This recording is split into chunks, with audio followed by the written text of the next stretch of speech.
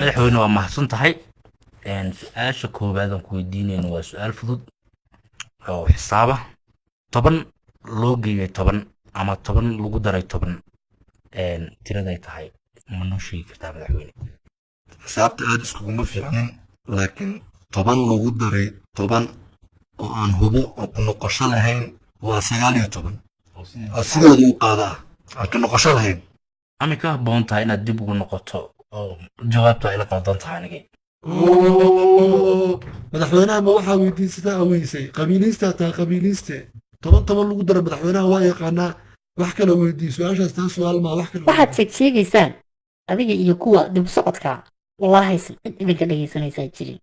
inaad wadaniyiin iska noqdaan oo qabyaalada iska daysaan intaasoo qofoo meesha fadhisoo taageeraa waxay igu raaceen been ma noqon karto 20 way noqon kartaa laakiin waxaasoo taageeraa meesha fadhiyo waxay igu raaceen ilmahan inay been noqon karto dadkaas waxay igu raaceen baan ku adkaysta waa 19 xisaab okay raala hada madaxweyne su-aal kaloo fudud baan ku weydiinayaa Soomaaliya goormay xorriyadda qaadatay sanadkee Soomaaliya waxay xornimada qaadatay 1950 xagaagii 1950 waa wax iska fudud ilmaha yararka ay yaqaana Soomaaliya xornimadeeda xilligaas ay qaadatay waa ku aqaanadoo kale 60kii la soo bood intaad ku farxi lahayd 10 sano oo gumaysiga lagaa jaray ku farax oo bogaadi madaxweynaha oo qabyaalada iska daaniya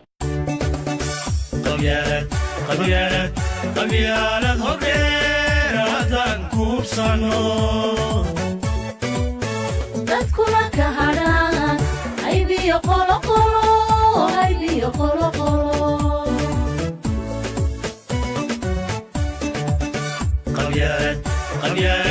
qabyaalad horeeradan kuubsano